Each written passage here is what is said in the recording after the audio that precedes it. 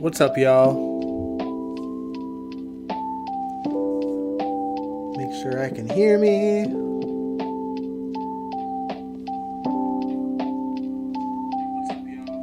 Sweet. Hey, Sandy. Hey, Isaiah.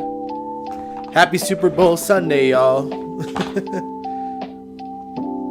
Hope your weekends were good.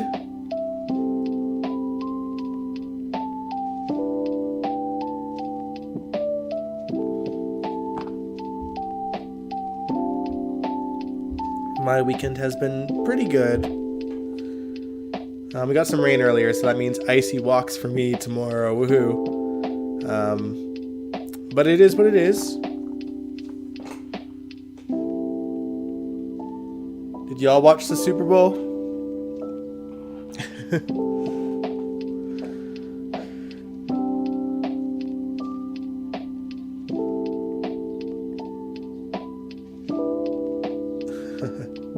Everything's good. Glad to hear it, Sandy. Oh, you're getting off another live? Who am I living at the same time with? Is it another GHer? I never want to, like, interrupt anyone else's. It's kind of why I do it so late as well.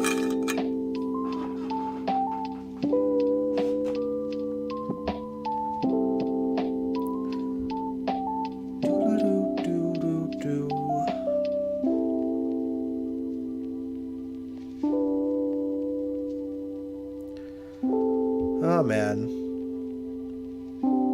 But yeah, it's been a good evening, y'all. Congratulations to the Chiefs, by the way. I'm not a big sports fan, sports watcher, but I always try to watch the Super Bowl.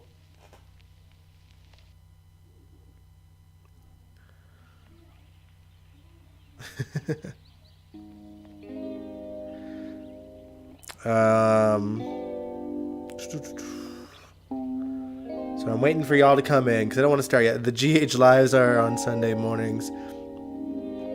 Okay, well that's good for me then. Trina was dancing stiff as a board. Y'all, don't come for Trina. Come on. It was awkward, but, but come on. Alright? Oh, man.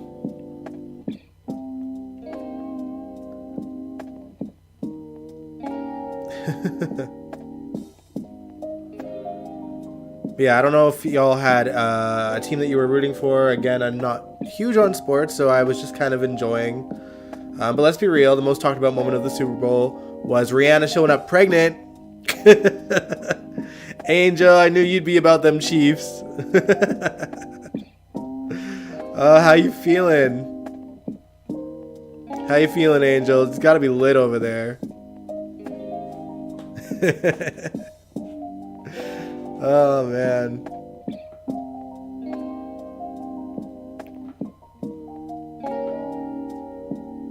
It must be crazy. Yeah, it's crazy you're in Kansas City. That's what I thought. Oh, man. It's gotta be lit over there. Are you enjoying yourself, Angel?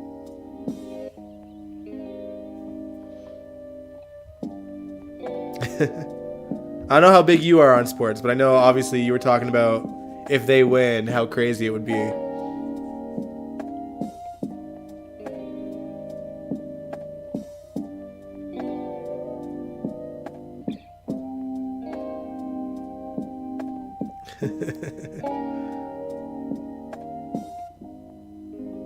Oh, Sandy, your son-in-law's crying because the Eagles lost? Oh, man. Oh, you're glad you don't have to be at the hospital on Wednesday to work. The parade. Oh, man. Oh, the parade is going to be insane on Wednesday. Okay. Oh, I bet. Oh, man.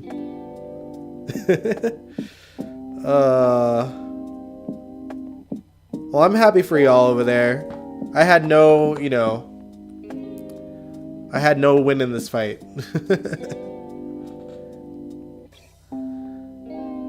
Man, I usually say something like cringe, like, I can't believe the halftime performer beat both teams in the Super Bowl. Crazy.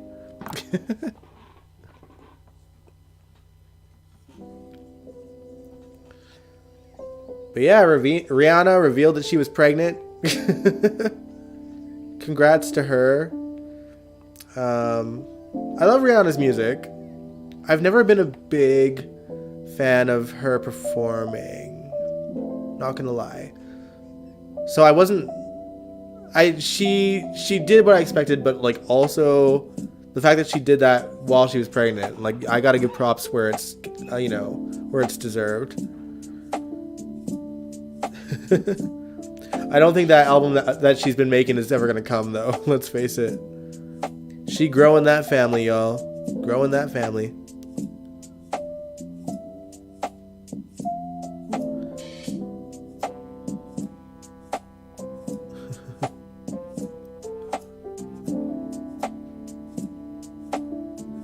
First time a Bayesian performer or person came on and performed at the Super Bowl. True. Electronic music, but you know she's from Barbados. Well, yeah, Rihanna. I feel like, generally speaking, Rihanna, I feel, does a pretty decent job at like representing her origins. Like just in general, like in her interviews and stuff, and like documentaries, she's always representing. Even in the promo for it, she was, it was Barbados. But I did expect it to be showcased more in the performance. I'm not gonna lie. I thought, we were gonna see a lot more culture. The dance moves were there for sure, but yeah.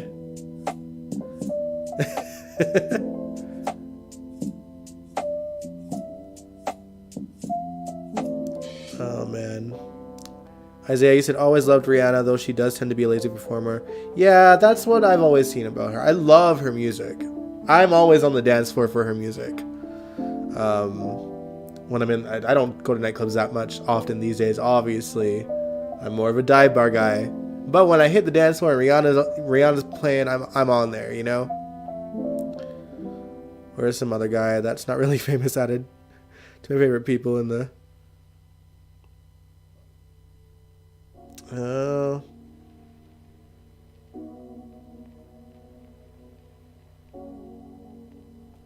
Rihanna's only guest performer was the baby in her belly.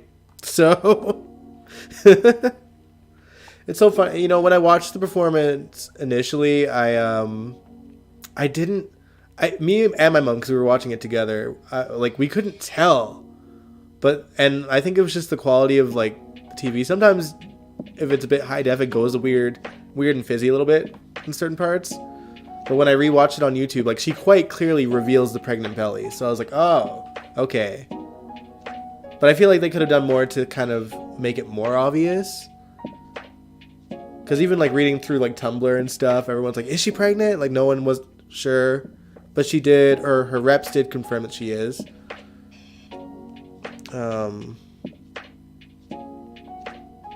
But yeah. No, though Rihanna, in reality, she doesn't have to do much. She's the richest woman in music. So, because she a businesswoman, right?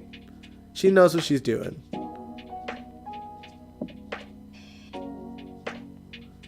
Still the young guy. I don't know how old A$AP Rocky is. Is he really 22?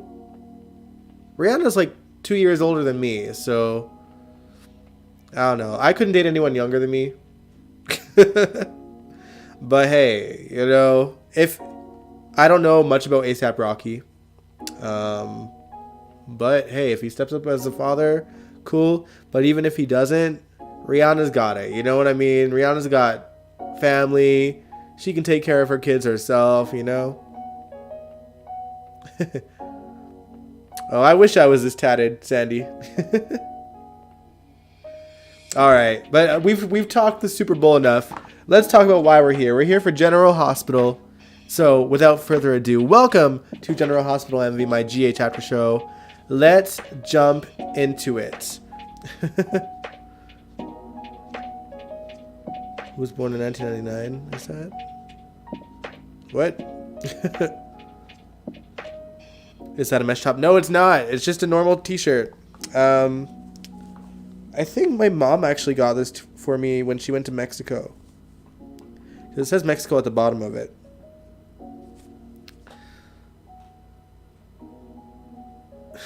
She has billions. Yeah, Rihanna has billions of dollars, y'all. She's the richest woman in the business. So she ain't gonna hurt even if A$AP Rocky ends up being a shit dad, which, you know, I can't speak for it. I don't know. Are they good? I hope they're good. But yeah, let's get into the show, guys. Let's do it. Otherwise, we're gonna be here for all night, which, you know, we can be at times. But yeah, I can't wait till tomorrow for the non-wedding. Yeah, we're gonna get into that. But first, for starters, let's start with, do y'all think? Oh, Angel, you're asking, do y'all think Nicholas really died? We'll get into that in a bit. First, I just want to get the Willow stuff out of the way, all right? Because Willow woke up and she got to meet her baby girl and named her Amelia Grace, and she was ready to go all in with starting her new life with her family. Unfortunately, that hope was short-lived for her and Michael both when they got the news from Austin and Terry that there was not enough stem cells to help her combat the amount of cancer in Willow's system, leaving Michael, Willow, Carly, Sunny, and Nina pretty hopeless over the ordeal. And Willow was at the point where she needed to have the conversation of life after she's gone with Michael, which upset him a lot too.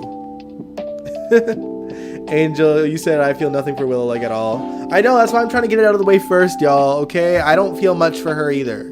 But with that said, I feel like most of us kind of put together that there were other options beyond the stem cell angle, Liesl being one of those options. We've talked about it before in the live stream. And when Liesl got the news about Willow's baby stem cells not being enough to save her, she offered herself up to get tested. And we haven't seen her since, which tells me it's going to work. Sandy, you said Amelia was talking all over Michael. Yeah, you could tell he was distracted, like, and kind of breaking character a little bit. Kaiwan, you said Willow should die. I'll get rid of the character, leave a breakup completely. Isaiah, you said I ain't ever gonna like Willow. Angel, you said that baby looks like it's ready to walk, not crawl. Yeah, it's true. That baby is not a newborn. It's not a preemie newborn. Sandy said, can't take weeping Willow crying all episode. Man. Now, I mean, here's the thing. During this week, as well as the last couple of weeks, we've seen Liesl and Nina kind of been putting their heads together about Carly.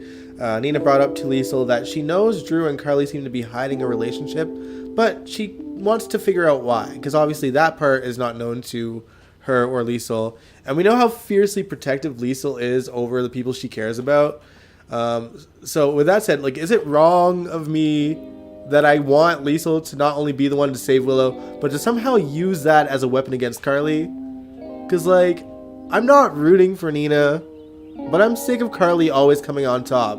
Like, I need the playing field leveled a little bit. And I mean, it doesn't really hurt Liesl's character to sabotage Carly in that way, the same way it would have if Nina made the choice to blackmail Carly in some way. And Liesl's, you know, as much growth as we've seen Liesl face, we know that she's still capable of doing what she needs to do to make the people she cares about lives a little easier. So I'd be here for that, to be honest. What about y'all? Isaiah, you said you're tired of Willow, Michael, Sunny, Carly, Nina being on every day. Me too.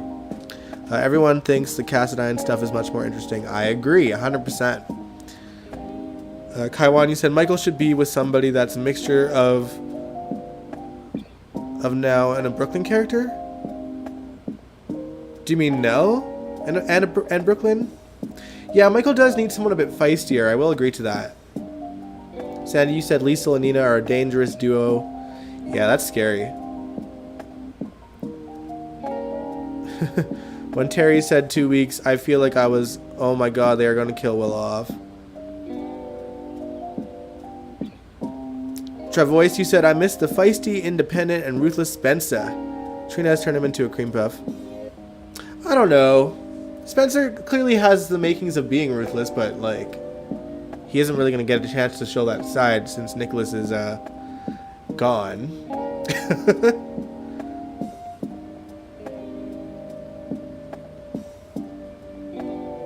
Nell or Brooklyn take action and melt characters like. Oh man. Man, honestly, yeah, like, here's the thing. There have been feisty characters with Michael, and I feel like he brings them down, because even Willow was a bit feisty, you know what I mean? At some point, Willow was a bit feisty. And I guess she still kind of shows her feisty side with Nina, but, like, we know that's for, like, a plot point. But no, he definitely needs someone with a bit more edge, for sure. But I don't know. I don't want to, like, my problem is, because Michael seems to ruin every character he ends up with, I don't want a feisty character to be ruined by Michael. Like, you know what I mean? I would just rather have Michael off the show, to be honest. Or to make him more feisty by having him played by, you know, Drew Garrett. Which I'm biased about. I adored Drew Garrett as Michael, and he was badass. And this Michael is just kind of a nerd. Oh, man. Alright. Sandy, you said Lisa will make a deal with Willow or Carly. I think she'll make a deal with Carly. I don't think she's gonna, like... I don't think she's gonna let Willow know that she's a match. I think she's gonna tell Carly first. Just to help Nina out a bit. And Michael needs some healthy feisty, not crazy. That's true. But again, Angel, I just feel like he ruins any character that he's with. So I think it's a Michael problem. I don't think any character is gonna work for Michael or make him more interesting. Nell didn't even make Michael more interesting, okay? And she was batshit crazy.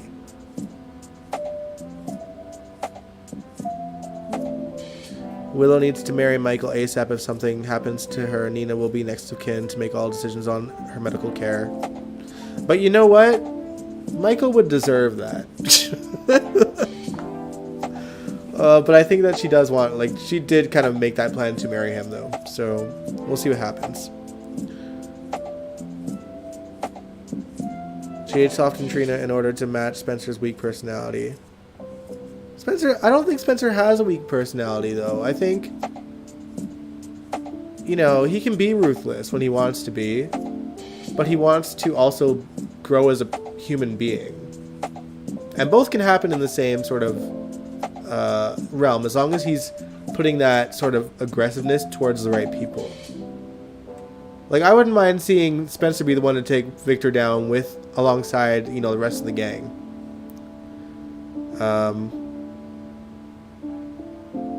Well, let's move on and talk about the Cassadines, alright? So, Nicholas is dead, apparently. I called it. Kind of a lackluster death, though, honestly. Ava clunked him over the head after he threatened to steal Avery from her, and that was it. I'm disappointed because I feel like if the writers wanted to redeem Nicholas, they would have done it a long time ago now, and since they didn't, I would have rather seen Nicholas go full Cassadine and have, like, a really dramatic death, similar to Stefan, or at least one of Stavros' deaths. It feels so like that's it, you know?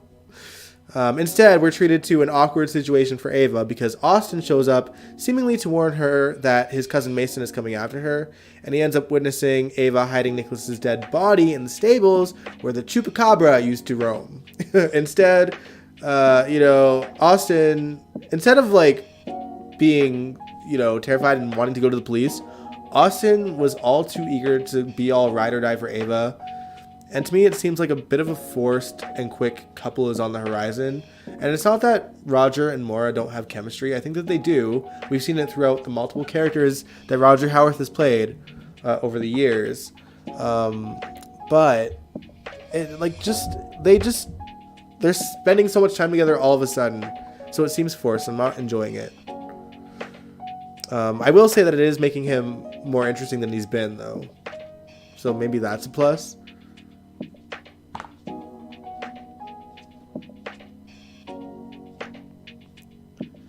Trina was always passive before Spencer.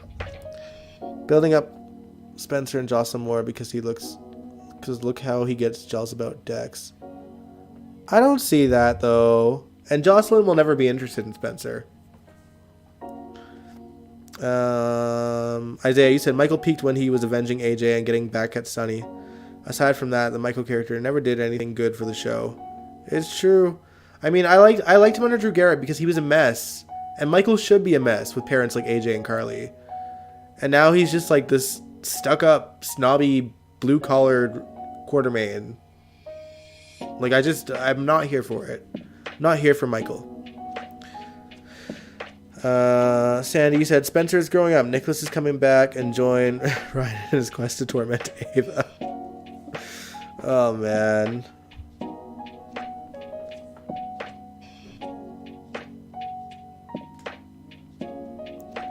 Before she met Spencer, she was ferocious, highly opinionated, and no nonsense when Sydney was portraying her. Man. I don't know, I do think that Sydney did play her with a bit more fierceness, but I think that Tabiana is capable of doing the same. I don't know why they're having her not be that way. Because she could pull it off easily, in my opinion. Hopefully they bring that side back to her. I mean, obviously she's been through a lot, you know, since then. But I'd like to see her fierceness come back. And maybe it will, you know, we'll see.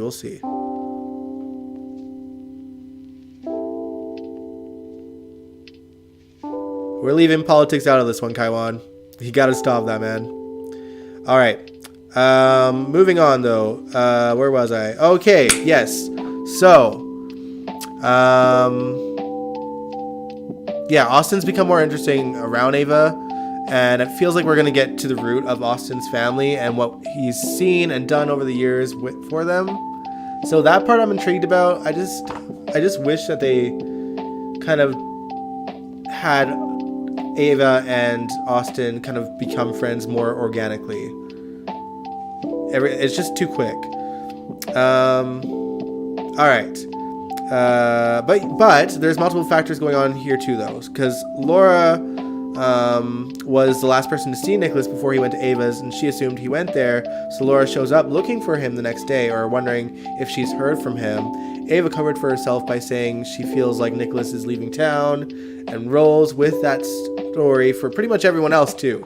And we'll get into that in a second, but I want to talk about Laura's guilt over Nicholas.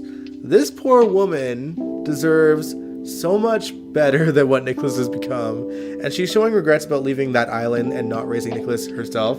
She even said as much to Spencer the night before, and I don't know how I feel about that, because technically if she never left that island, Lucky and Lulu wouldn't have been born. So, and all of her loved ones would have also been left to think she was dead for a whole 18 years, if not longer.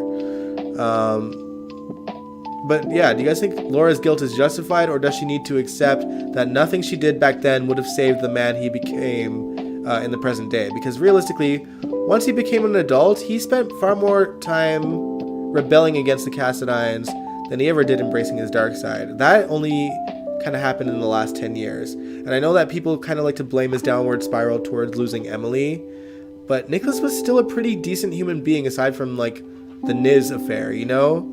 Like, he was still, you know, well-mannered and a caring person to his friends. He just, you know, he got feelings for Emily's best friend. You know? And, like, also Lucky was spending time with Rebecca. Like, it was a weird time. It was a weird time in the show.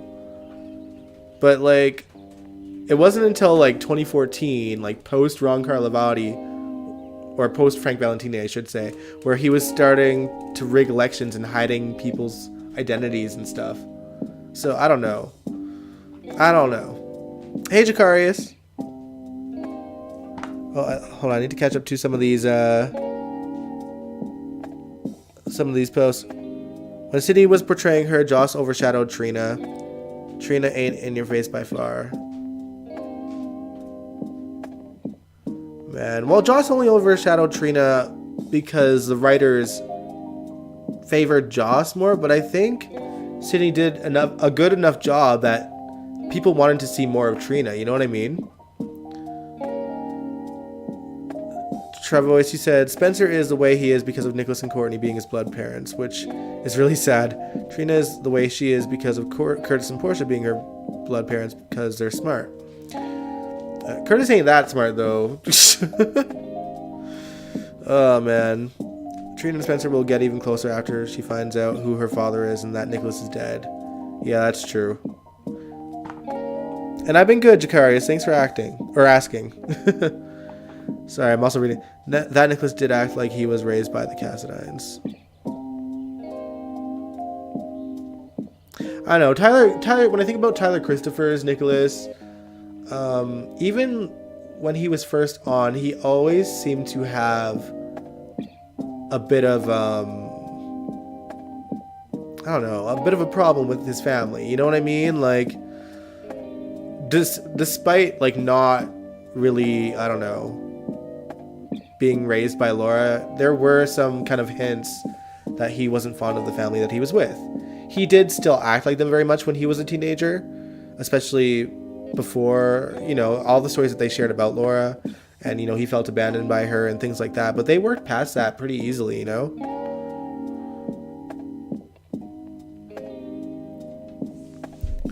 Tabiana's voice is more soft-spoken than Sydney's, that's about it.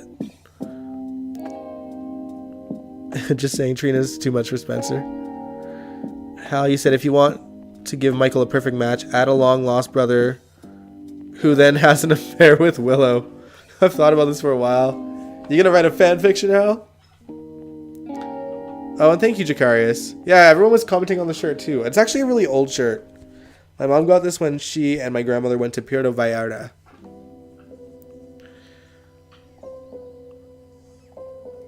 Damien said to me, Spencer acts like Sonny. I feel like it's situational with Spencer. Like, he, you know, when he's around Sonny and Dex, he kind of sees Dex as this, like, errand boy. And then he, you know, he tries to act a bit like what young Michael used to act like, you know? So there's hints of him in there. Nicholas just fell off and being with Ava didn't help.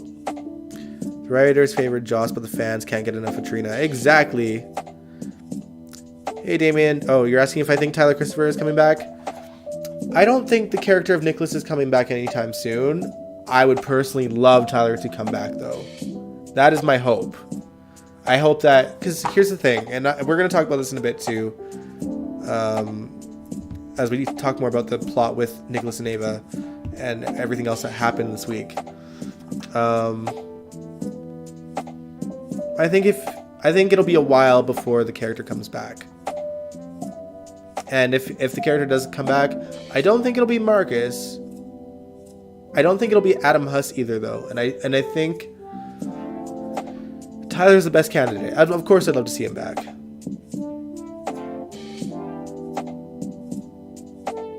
All right, but yeah, let's talk about this situation even more. So, Ava, like I said, she's kind of rolling with the lie that Nicholas has left town. She had gone to Elizabeth's house since Nicholas had told her the truth about everything, including that there was no affair with Elizabeth, and that she was never pregnant, and that she helped take care of Esme while Nicholas was holding her hostage. And when Ava realizes that Elizabeth is debating turning herself into the police due to her guilty conscience, she mentions that Nicholas left town, and she'd be doing it for nothing, since Esme doesn't remember either. And obviously knowing that if Elizabeth does turn herself in, the PCPD will likely swarm Spoon Island to look for evidence that it's true, not to mention to look for Nicholas and ask him questions. So later at Windermere, she meets with Austin again, saying that they need to move the body, but before they could, Spencer goes there to ask Ava what happened between her and Nicholas, and again, Ava states that Nicholas leaves town, so he won't be a problem for him anymore. Obviously, this lie is going to only hold on for so long, but I kind of, with this situation, because Austin, I don't think Austin, like, checked for a pulse or anything. And, you know, he was already pretty much in the closet when or in the stables, locked in that drawer when Austin showed up and witnessed that. So he didn't get a chance to really see him either. So do you guys think that when, like, before they move the body, Nicholas will disappear? A la Peter August, kind of the same way that Peter disappeared from that from the freezer in GH. Because, like, I think it's possible. And I think I think it will happen, honestly. But I also think that we're not going to see Nicholas for a very long time, regardless. And it'll probably leave Ava on edge indefinitely while forming her new relationship with Austin. And then at some point, Nicholas will likely return. Could be a few years down the line. Could be a few months down the line. But it's not going to be anytime soon. And I hope that it's Tyler Christopher that plays him. And that's that on that.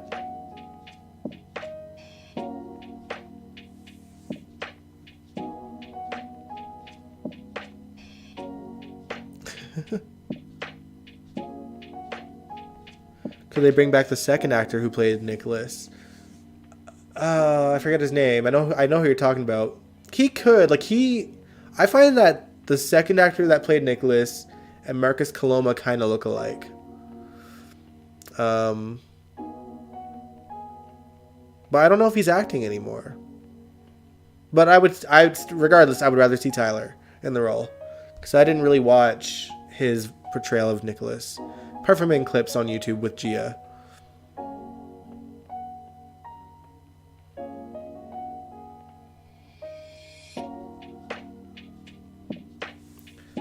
Trevois, the way... Oh, Damien, you're talking to Trevois saying the way he threatened Nicholas over the confession video felt like Sonny would do that.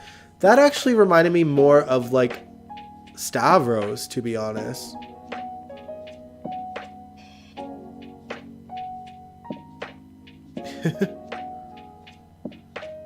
Liz needs to tell Scott details, not spare info here and there. Yeah, I agree.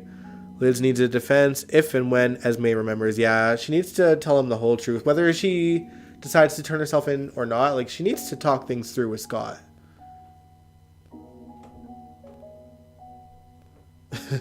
Peter fell down the stairs and busted his head open and still lived from all that. Yeah, no kidding, right? And the thing about Peter's fall is that both Elizabeth and Finn checked and thought that he died.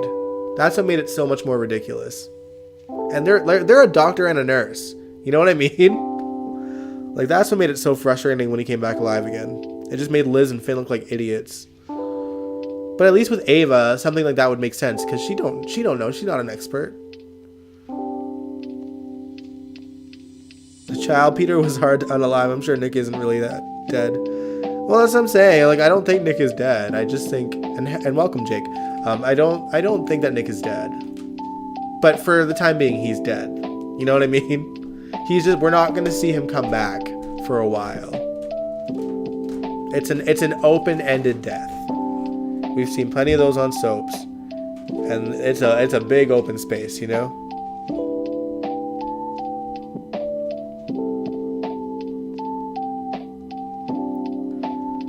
All right. Didn't Austin check Nick's pulse? No, he didn't. He didn't at all. Nicholas, like, Ava... So, Austin witnessed Ava putting Nicholas in the stable. And she locked the door. He didn't go in there and check at all. Like, he wasn't near Nicholas at all. So, until they moved that body, there was no confirmation from Austin that he's dead.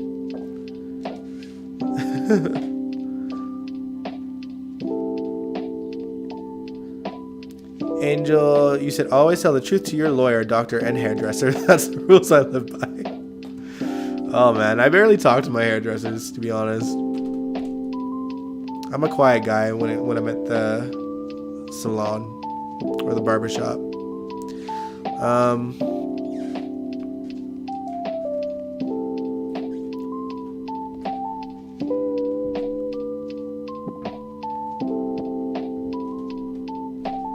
And when they able to get her arrested for what Ava did to Connie, she was arrested for it. She did go to jail for it. They escaped. And then she disguised herself as her own cousin. And then I don't know what happened from there. You know? My mind's foggy after that point. Edmund, you said, I think Victor is going to find and take Nicholas, then blackmail Ava into marrying him. Oh my goodness, that would be a twist. Edmund, you should be writing for the show.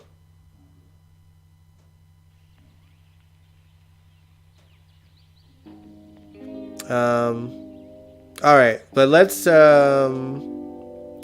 discuss a story that wasn't showcased a whole lot this week since we bring up Victor.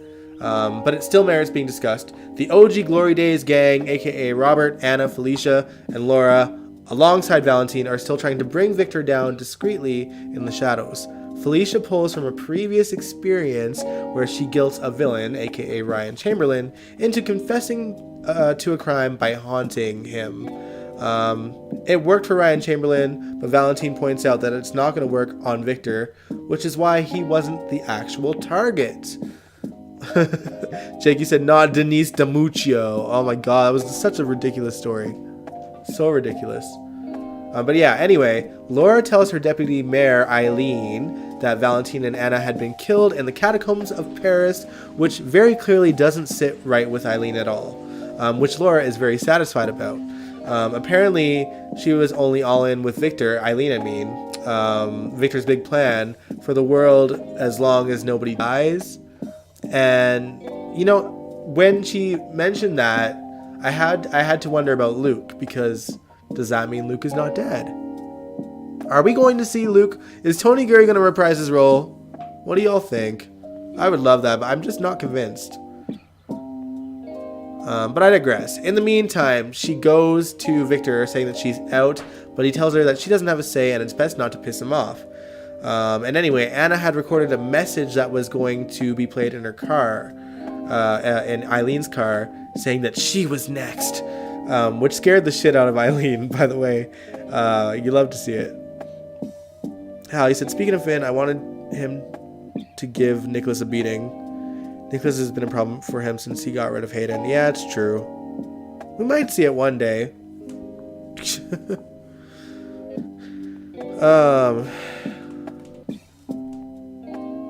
But yeah, random nerd moment. I love that they filmed Eileen's car scenes outside of the studio, or in front of the studio. That's supposed to be the hospital.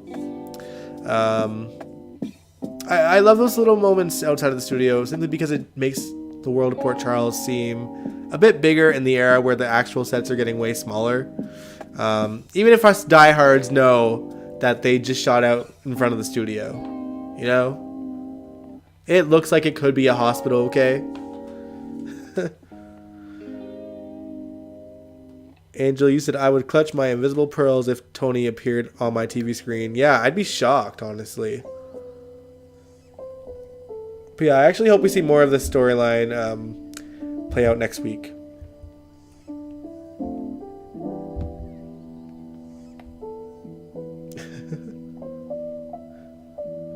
Alright, another story we didn't see a whole lot of this week was the Brooklyn, Chase, and Blaze storyline with Link, which honestly, let's face it, it isn't a story most of the audience is particularly enjoying or cares about.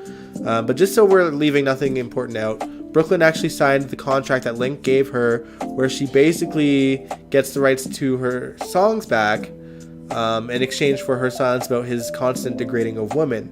Unfortunately for her, Chase is becoming a good friend to Blaze, who is clearly a victim of Link's pervertedness, and he wants to continue to work for Link until he's brought down, which is about to make things really complicated for Brooklyn, because now she's got a legal contract where if she speaks up, the contract will be broken and she'll be in legal trouble, and if she keeps quiet, Blaze and Chase are probably going to hate her. So that's going to get complicated for her.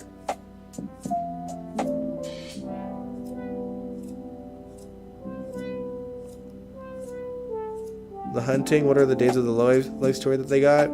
I wouldn't know, I don't watch Days of Our Lives. Link is pure slime, you said, Sandy. Yes, he is.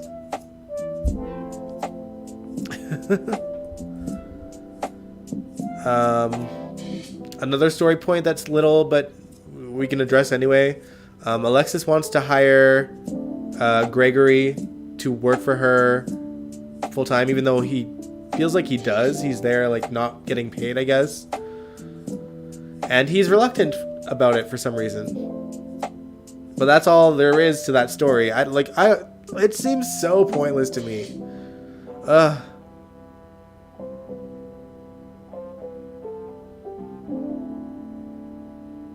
Damien, you think that Link may get murdered? I mean, maybe. If Chase goes back to the PD, he could arrest Link. Yeah, that's true. That's true. But anyone else in the PCPD could too, you know?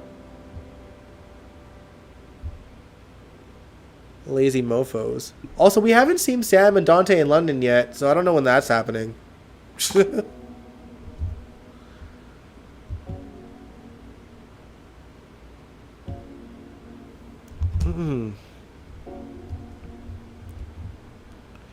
Can't Gregory be like the police captain or something? An actor in his caliber.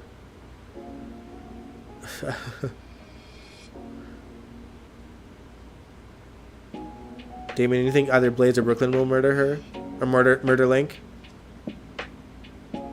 Yeah, he'll try to go too far. I'm sure he'll try to rape one of them. Sadly. He's a perv, and I'm sure they wouldn't even be his only victims either in that front.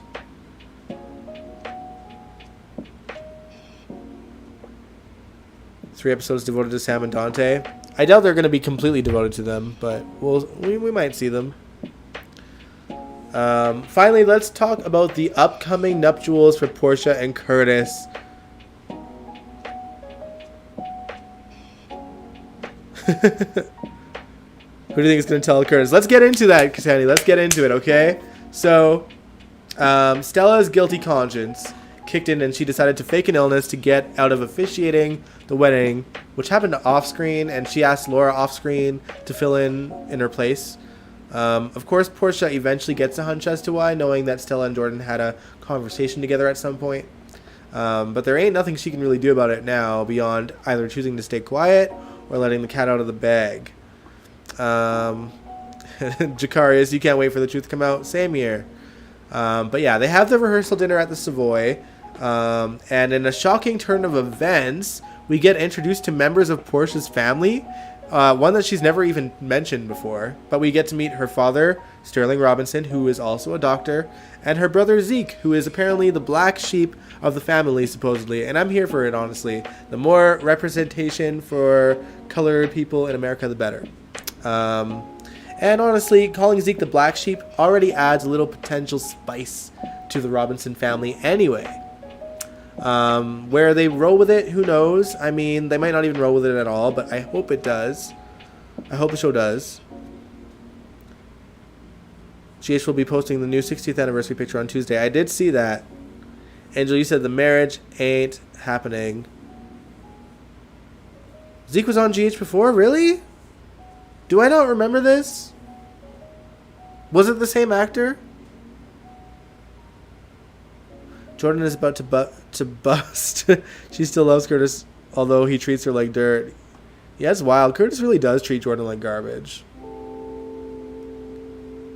Oh, he was the detective during Claudia's death trial. Interesting. I thought you meant that Zeke was on before. Like the character, sorry. But yeah, another former cast member becoming another character, which is cool.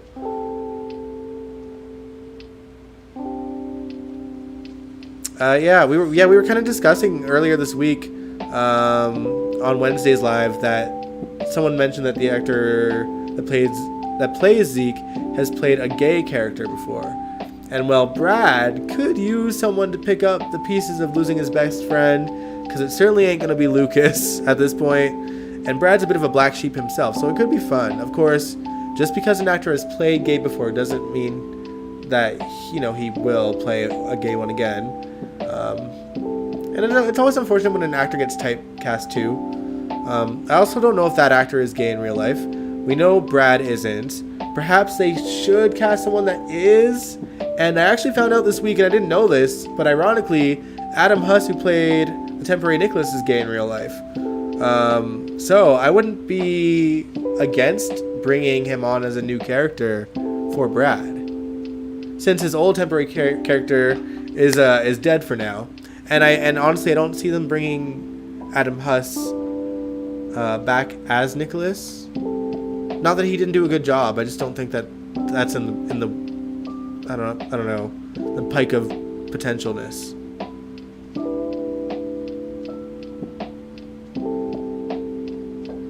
The actress that played Diane was on in 1982. That I do know. That I do know, Kaiwan. We did talk about it once, I think. Like, maybe not while you were here, but like a couple years back, I think we talked about it.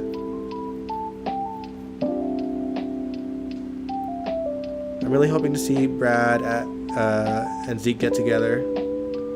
Yeah, I want to see Brad with someone, you know? Representation matters in all fronts, okay?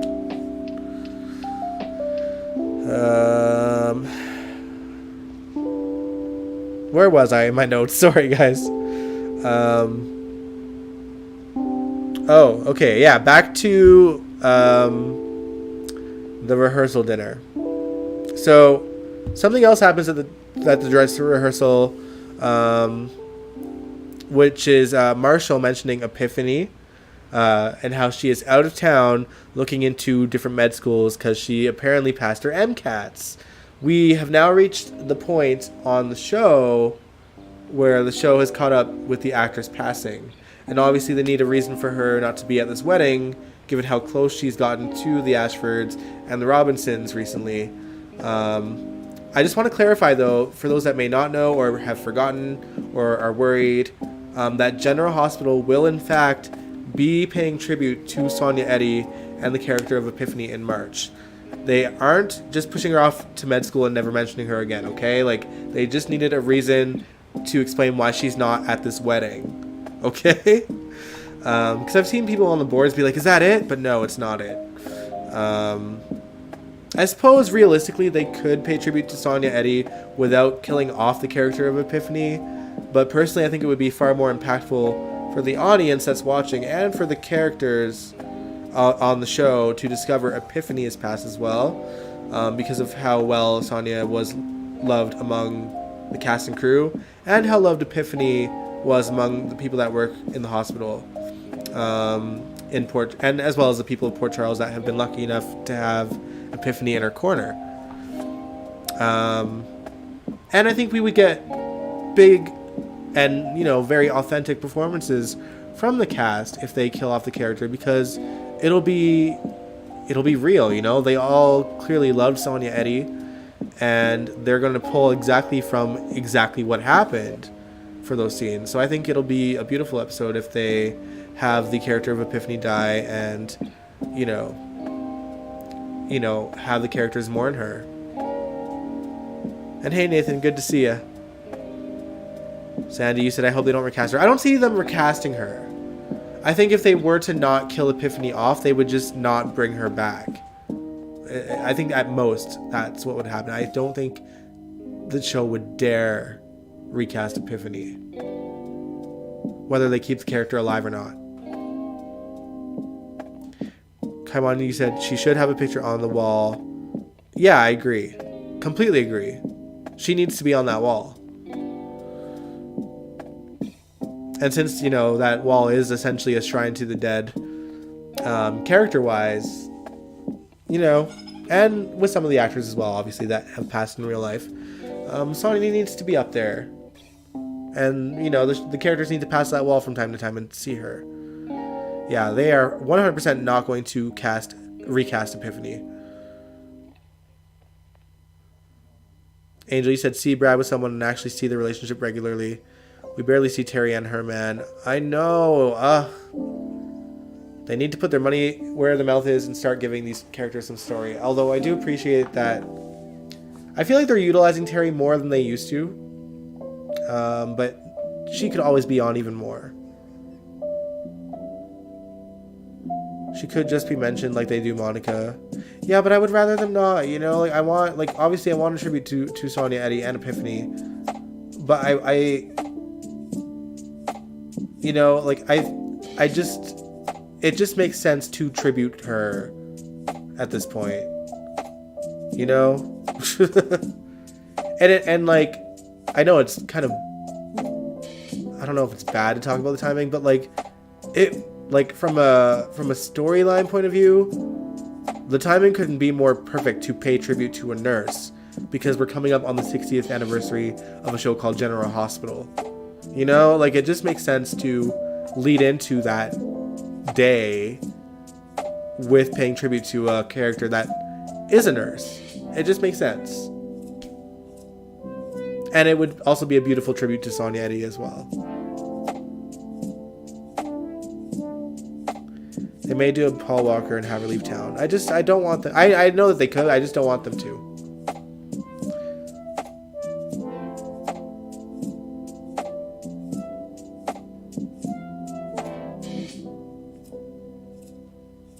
They should let who? What? Be like a trans love story where they don't get along with the parents? But I think Terry's past that, you know? Like, Terry's already shared, like, what she went through with her family.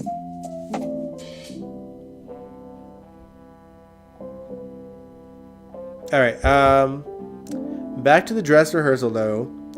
Spencer actually showed up to the dinner discreetly and watched her from afar, enjoying dancing with her family. Yes, awkwardly, I know. Let's not drag her, all right?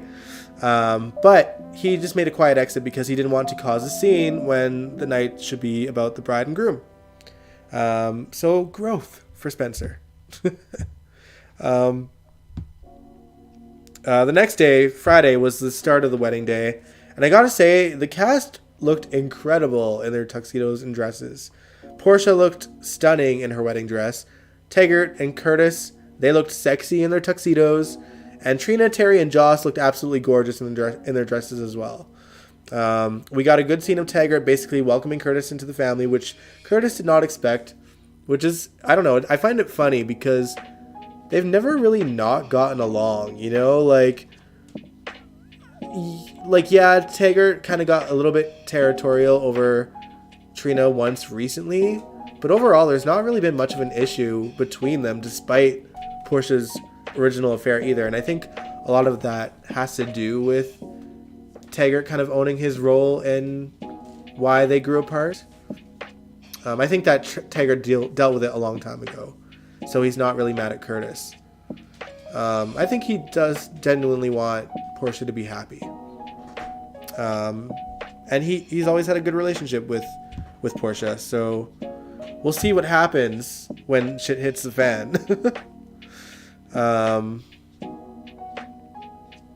But yeah, Portia even put her differences against Spencer aside and gave Trina permission to bring her to the wedding because she wants the day to be as memorable for her daughter as well. And ooh, Portia, it's gonna be memorable for you for sure, if Jordan has anything to say about it. Or Stella. Jordan showed up to her room at the end of Friday's episode, probably to try and convince her to just fess up. But if I were to predict how this is gonna go, I think she's gonna get down that aisle and Stella is gonna show up and object right on cue. I'd bet money on that, in fact. So that's what I think is gonna happen. I think that Stella's gonna be the one to give the reveal. I think Jordan's gonna stand there in the background and Portia's gonna be hella nervous for her to object, but Stella's gonna do the objecting for her, which gives Jordan a bit of a, I don't know, leniency. Because I know a lot of people are pissed off at Jordan for just constantly being up in her business, but like, you know, if Stella does it, at least Stella's off screen most of the time. And they can hopefully give Jordan something else to do besides be in Portia's business after this.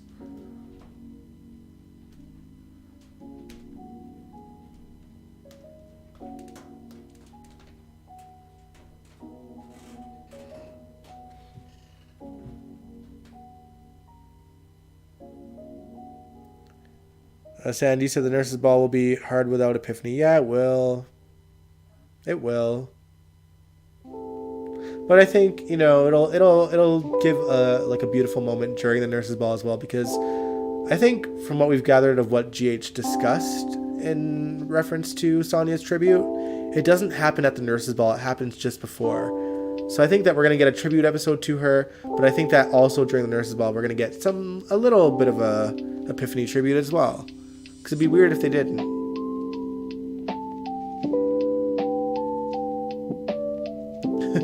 Portia, Damien, you said Portia, oh my god, I'd be happy to wear a tux. Honestly, Portia looked incredible. She looked drop dead gorgeous in that dress. Oh my god. It's a shame she's not going to get to wear it for very long. But you know, she looks beautiful. Jakey said it would make sense since Stella is so meddling. Mm-hmm. Rightfully so in this case, yeah. You know, Stella was ready to speak up before, you know, and confront Portia but not until they got like real proof. So, but I mean, Jordan and Stella didn't go seeking it out, did they? They don't have the proof.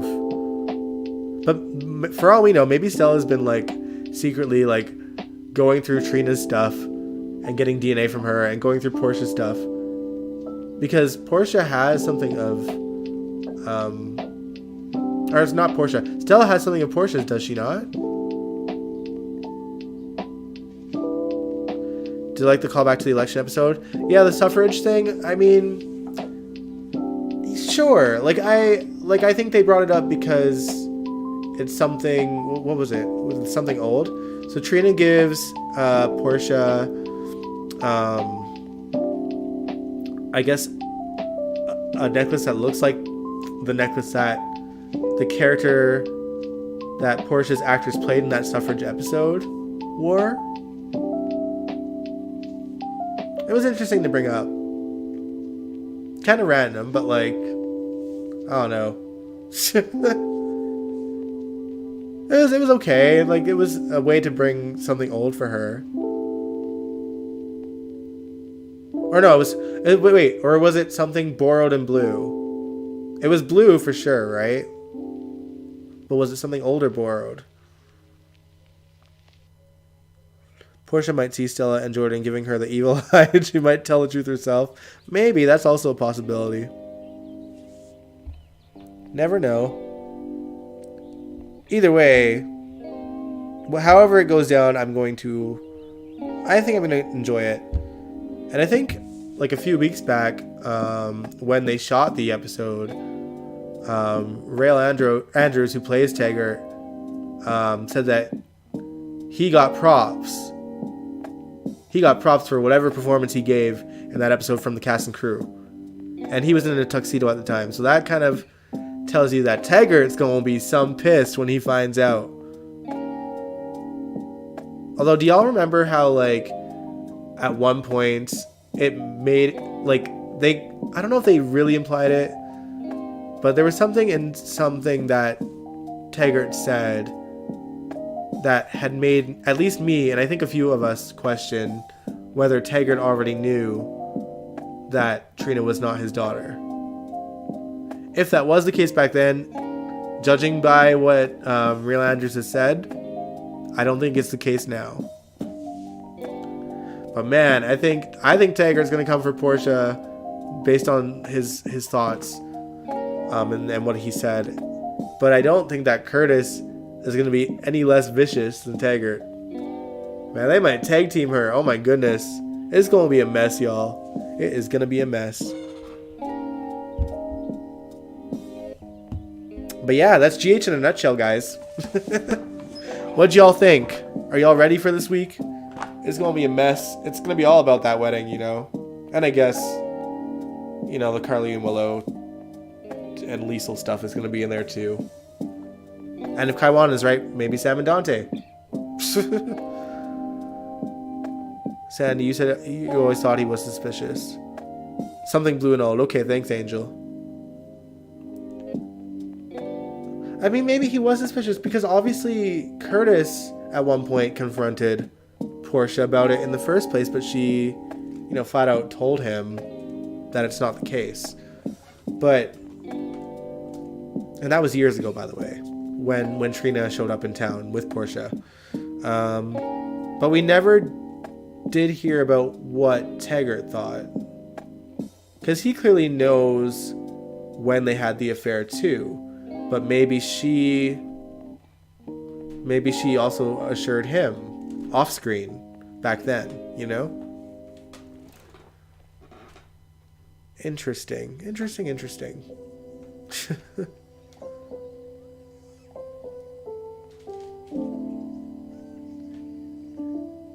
But man, that's all she wrote, guys. That was GH in a nutshell this week. Do you guys have any final thoughts before I end this live stream, though? Because we made good time today, y'all. Despite talking about the Super Bowl at the beginning and going on tangents about representation among the black community and the gay community and the trans community. We've gone off topic a few times and still got everything in that we needed to get in. So pat on the back for me and y'all for not straying too far off topic today.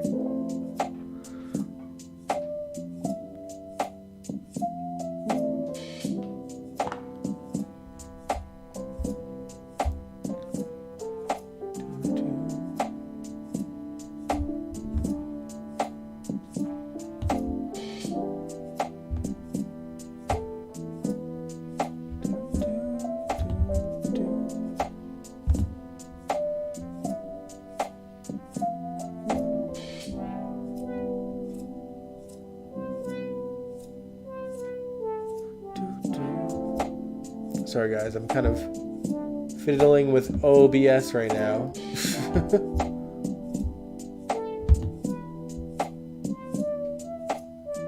Because sometimes certain things in the chat will show up on OBS and not on YouTube, and I feel like something passed, but my camera is not letting me see the bottom of the chat. I gotta fix this thing someday. Alright, but yeah.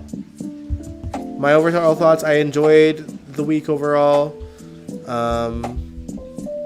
Mostly, I can't believe I'm saying it, but I've mostly enjoyed like the Curtis and Portia stuff because of A, bringing in more family members for Portia, and B, knowing that it's going to bring the drama next week. Runner up to that would be the haunting Eileen thing. I mean, at least we've seen some of it. Go Chiefs! Oh yes, for those that are tuning in, Angel is from Kansas City, and so, you know, the Chiefs won today at the Super Bowl, in case y'all missed it. I've mentioned before, I had no dog in this fight, okay? I'm not much of a sports guy. Go Sports. But I did watch the Super Bowl, and I did watch the halftime show. Rihanna announced a pregnancy. She's pregnant again. She did okay, you know, for her performance. I was saying that I love Rihanna's music, but I've never been impressed by her live performances. That's just me. I don't know. I can't speak for y'all. Angel, you said, honestly, Obrecht should have got checked when she found out Willow was Nina's kid. Yeah, weird that she didn't. But maybe she was very certain that Nina would be. But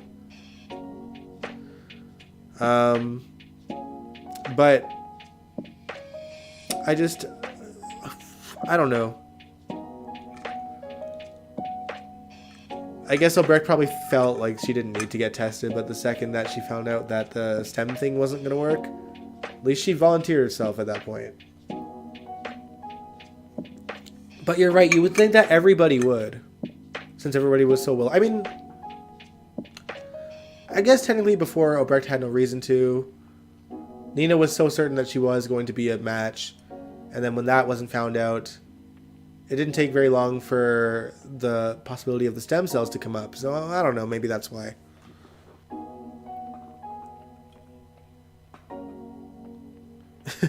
Yeah, also Willow should have had the whole town checked when she found out she needed a donor instead of keeping things hushed. You right, Angel, you right. Alright, y'all. But yeah, I think I'll end the live stream here. Wednesday, we are going to be watching an old episode of GH from the Trainwreck storyline from back in 2005. So stay tuned for that. It's going to be fun. You can gather your popcorn and your drinks and watch alongside me. And well, of course, we'll chat about, you know, GH thus far from Monday and Tuesday and Wednesday. But, you know, the Wednesdays are for reactions mostly. At least for this month. Might take a break in reacting again and maybe just do hangouts in March. Or maybe just watch random clips here and there. But I have no game plan for March yet. But yeah, anyway, guys, thanks so much for watching. I always appreciate y'all coming in for the live streams. It gets crazy. I remember when there was always like 5 or 6 of us. Now it's becoming double-digit numbers, which I appreciate. It's okay. You are safe. No Rihanna Navy here.